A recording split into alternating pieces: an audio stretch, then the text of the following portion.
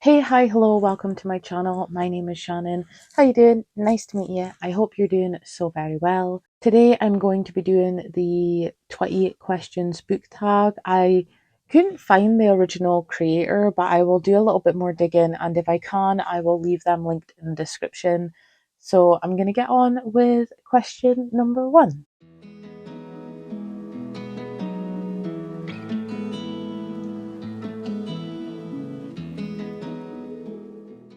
I just purchased a new mic, so I'm not sure what the sound quality is going to be like. Let me know if you prefer, if you watched my older videos, let me know if you prefer with or without the mic. I can go back to using the built-in mic. If this works and you prefer this, please let me know in the comments so I can move forward and make my content a bit more quality. And yeah, I'm just going to get right on into the questions. The first question is, how many books in a series? For this, I would say six. I think six is a reasonable amount in a series to have. I feel like three is a really nice trilogy, and four doesn't really equal a full series for me. Neither does five, obviously. I feel like eight could be pushing the world too much. I think it is very dependable on what kind of series it is. If it's like something like the Mortal Instruments, then the six book series makes sense. If it's the same with Throne of Glass. If it's a trilogy, that's fantasy, sometimes it's not enough books, so a quartet is more achievable to create a world. If it's contemporary, then a trilogy is probably either companions or it's an overall arc of a story. So I would say my generalized answer would be six books. I feel like this works for fantasy, magical realism. I feel like companion novels, I feel like it's a perfect amount to get your fill and not be overly overwhelmed. That was so redundant. But yeah, I just feel like it is the perfect amount to have as a series. The next question is, do you like cliffhangers or how do you feel about cliffhangers?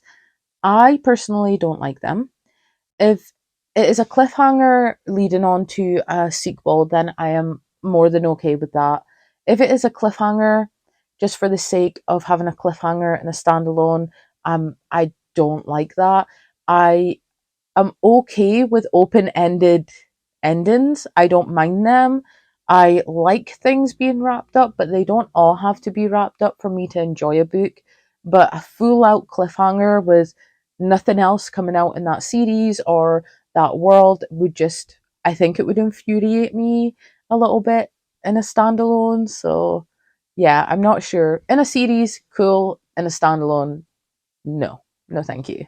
The next question is favourite book, and it is so hard to pick a favourite book, but I am going to just put this here because, yes, I'm also going to put Monday's Not Coming by Tiffany D. Jackson on the screen because I adore that book and it's so, so heartbreaking. And I actually cried at both of these books for totally different reasons, which is very interesting because they're very different books. But yeah, I would say these are definitely on my top 10 list. It's very hard to choose just one favorite book. And if you ask me this question in a year's time, the answer could potentially change. And I think that's the fun of it. I think that's the fun of reading because even when you have a favorite book, there's always the potential for another book to come along and be a favorite. So it's really hard to just narrow it down to one, but those two are definitely on my top 10 of all time reads, so they feel like a good answer to give. The next question is least favourite book, and for this, I'm going with Shame on You by Amy. I will put the cover on screen. This just wasn't it. It wasn't it for me. This followed a blogger who tooted that she cured her cancer by eating a very specific diet. Someone followed that diet and ended up dying, and the partner of the person that died comes for the blogger. This had the potential to be really good. This did have huge potential, but it just didn't follow through.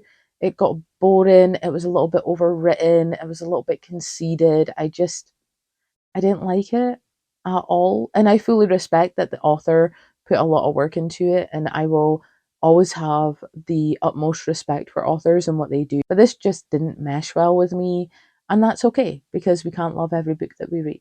The next question is love triangles. How do you feel about them? I am neutral. I'm right in the middle. If it's a good love triangle, if it's a good love triangle like Clockwork Angel or The Infernal Devices, I'm all for it. This love triangle is it for me. This is the be all end all, the best love triangle I've ever read. If it's there just for shock value, I can take a pass. If it's there just to, I don't know, like if it's there just to advance the plot and there's no chemistry and there's no real reason why these characters would be in a love triangle, then I'm not for it. But if it's something like this, then I'm all for it. Which I've never seen replicated ever again. Albeit I don't read huge amounts of books with love triangles, but maybe it's something I should do as like a vlog, testing out books with love triangles to see how I actually feel about them. But yeah, this is the best one I've read, and I don't like them when they're pointless, essentially. The next question is the last book you recommended to someone, and for this, I'm going to go with The Reckless Afterlife of Harriet Stoker. I recently just read this in a vlog. It was my Camp Spoopathon and a Aurelium Week 1 vlog. I will leave it either in the description or linked on screen.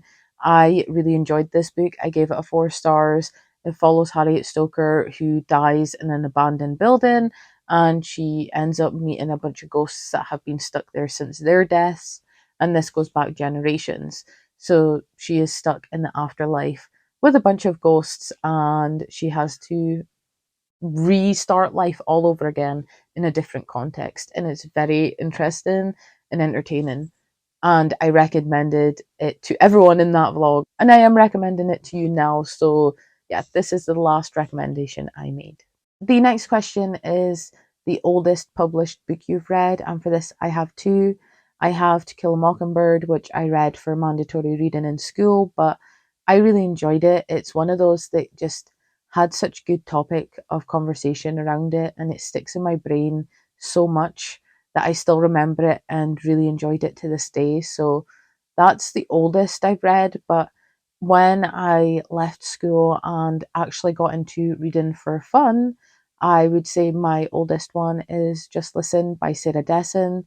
There's probably older ones that I got from the library that I haven't logged on Goodreads, and there's probably some that I read when I was a child that are older now. But yeah, like just to make it easy, since I started reading as a hobby, Just Listen, and for mandatory reading at school, To Kill a Mockingbird.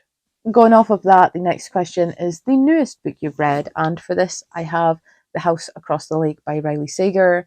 This is a new release. I really enjoyed it. This follows a famous actress who loses her husband and turns to alcohol, so she gets put to the lake house in order to dry out. She meets the couple across the lake and thinks things are really weird when the wife goes missing, and she decides to get to the bottom of it no matter what, mixed in with an alcohol fueled main character that is very unreliable, a creepy setting, and a couple of neighbours that are odd characters. This was a really enjoyable read for me. I gave it 4 stars. I really liked it. I really had fun with this. I don't think there's I think there's mixed opinions of this book, but I am of the camp that I just really enjoyed this. So I recommend this one as well, and it was definitely worth the pre-order. I read this in a couple of days and had so much fun with it. The next question is favorite author, and I could go with such an obvious choice here because I have a huge Sarah J. Maas shelf. I have a Sarah J. Maas inspired tattoo. Well, a Court of Thorns and Roses inspired tattoo.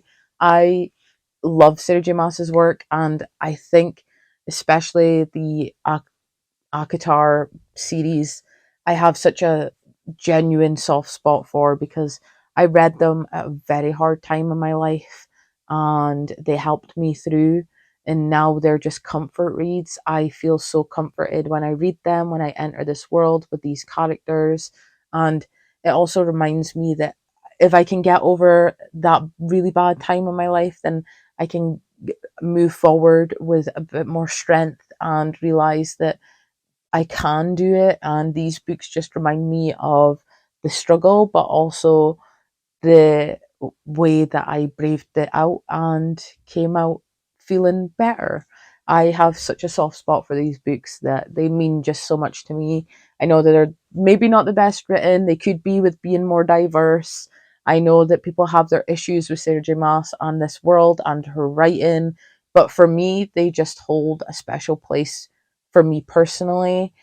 I just really enjoy her writing, and that specific series just has a comfort feeling for me. Also, I would like to say, since it's the easy answer, I would also like to say Tiffany D. Jackson has become one of my favorite authors. Her writing is beautiful and tragic and just so raw and passionate that when I read her work, I have so much emotion. Tiffany D. Jackson's work has pulled out emotion in me that a lot of books haven't. They're very what's the word I'm looking for here? Hard hitting, and I think they hit hard the way they're meant to, and I just love her writing, her work, and I will pick up anything this woman takes out. Just take my money and I will be happy. I will be happy. It's fine. I love all of Tiffany Jackson's books that I've read. I've only not read one. I have her newest pre-ordered. I am ready to go. Carrie retelling. I am up for it. So yeah, like these are probably two of my favorite authors that will never change, Sarah J. Maas, because of the nostalgic soft spot and the genuine feelings I have attached to her writing and her series, and Tiffany D. Jackson because she awakes some kind of emotion in me that I've just very rarely felt. So yeah, those those are two authors you should check out indefinitely. The next question is a book you loved but people don't, and for this I've really struggled. I really struggled to find a book that I loved that people seem to not like. I could probably go onto my Goodreads and find something that people weren't the biggest fan of. This question is quite a hard one because I feel like I don't pay huge attention to how other people feel about books. I've finished the book, and after I finish the book, I read other people's thoughts, but I can't remember all of them in one go. And I take recommendations based on other people's thoughts, but after I make my own thoughts, I tend not to. It's a hard question because any books that I have loved and people haven't, I've probably forgotten that people haven't. So I don't know what this is off the cusp. But if I do my research on Goodreads, I will pop a title in here that seems to be one that I've loved and people have not due to the reviews on Goodreads. That's what I'll do. I will pop the title here. It will be a surprise to you, a surprise to Edit and Shannon. We will see what Goodreads has to say about this. The next question is bookmarks or dog ear? I'm again, I'm very neutral. I use bookmarks if I have them on hand. I have loads of bookmarks. I definitely use them. If I don't have a bookmark, I will dog ear my books. I also break the spines. I also sometimes annotate. I put sticky notes in there. I buy my books to love them, and unless I have a plan of reselling them, which I don't really tend to do, unless I have a plan of donating them or giving them away to friends or family, then I'll just do whatever I want with them. So yeah, it's not uncommon to see my books dog-eared. Probably more often than when I actually use bookmarks because I tend to have loads of bookmarks, but I never take them when I need them. And then I realize that sometimes I'll rip up a piece of paper and use that as a bookmark. Sometimes I'll even throw a wrapper in there if I've ate a sweet or something. Yeah, just whatever's on hand. If I can avoid dog eating, I will use something else. If I can't avoid it, I will do it. and if I have a bookmark, I will use it. Yeah, just slap something in there that reminds me of the page, and we're good. We're good to go. The next question is buy or borrow, and again, I buy my books to love them. I do borrow sometimes. I'll borrow from friends, which I am a lot more careful with other people's books because they're not my own, or library books. I take care of them. I don't dog ear that ones, but I do think that my buying books and reading books are two different kinds of hobbies, and I like both of them. My bank account doesn't, but I love buying books and going on hunts for good bargains.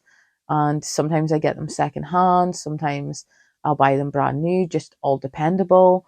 But I tend to buy more than I borrow. If there's anything that I'm hesitant about, then I will either borrow from Kindle Unlimited or my library app or Scribd. Like, even though I pay for Scribd, it's you still only borrowing the title. So I tend to buy if I feel like I'm gonna like it or if it's cheap. And if I can't find it that way, then I will ebook it or borrow it if it's on Kindle Unlimited. It's all just dependable, really. I should really get back to going to the library a little bit more.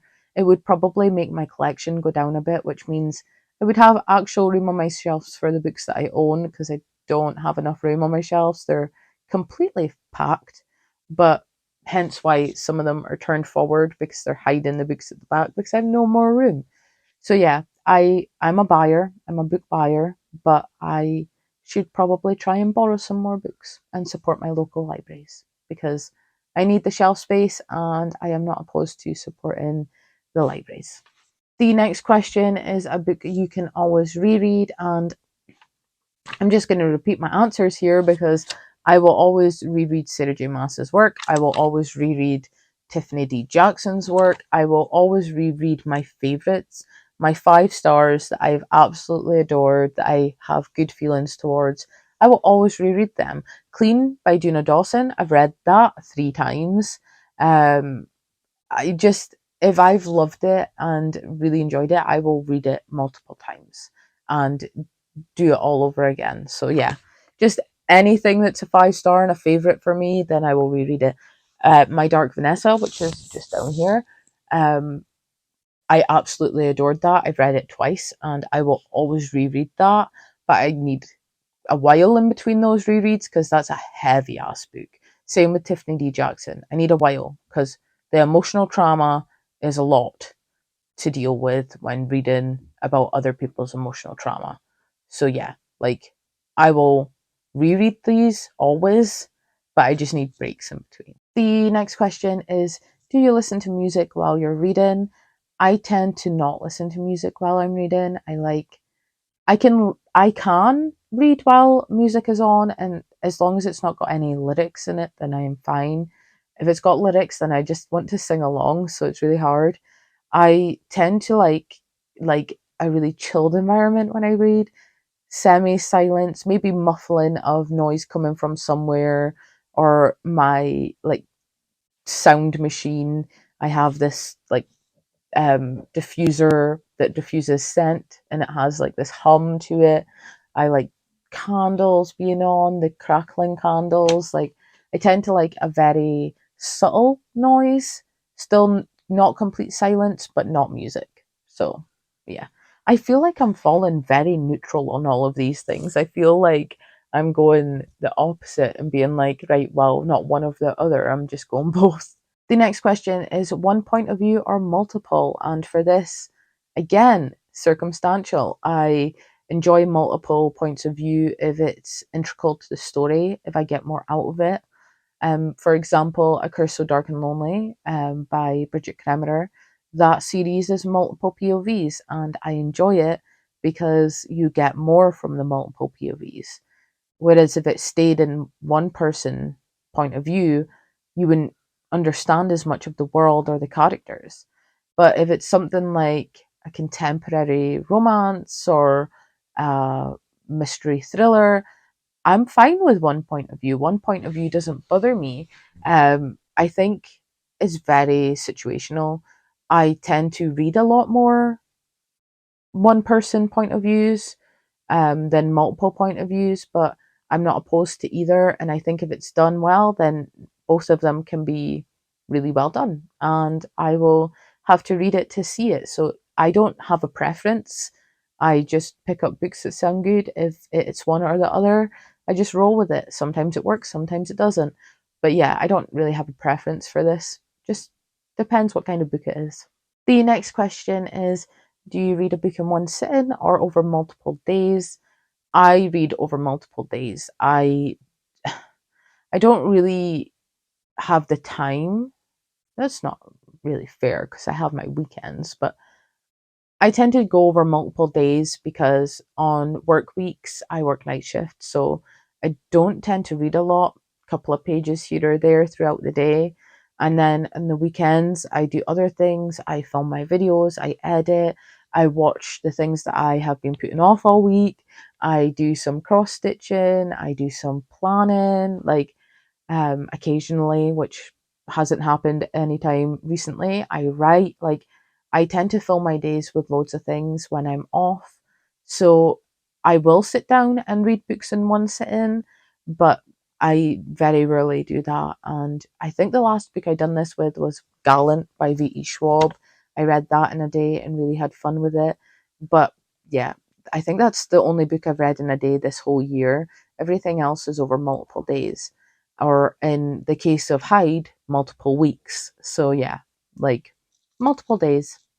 Sometimes it takes me a little bit longer to read, but I'm okay with that because when I do read, I really enjoy it, and I enjoy the physical activity of sitting down and clearing my mind and letting the book do its job and take me somewhere else. And the final question, I feel like I've been talking forever, is who do you tag? I tag Sephi over at What Effie Reads. They will always be linked in my description. They are my best friend in real life, and I really enjoy their YouTube channel, so I highly recommend it. Please go down there and see their channel. They just done the telephone tag, which was very interesting.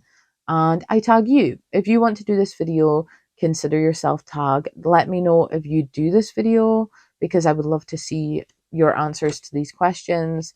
I have nothing else for you today. So I hope you have a great day, great week, great weekend whenever you're watching this.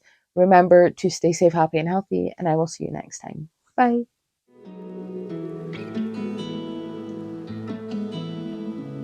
Pick it up from the top.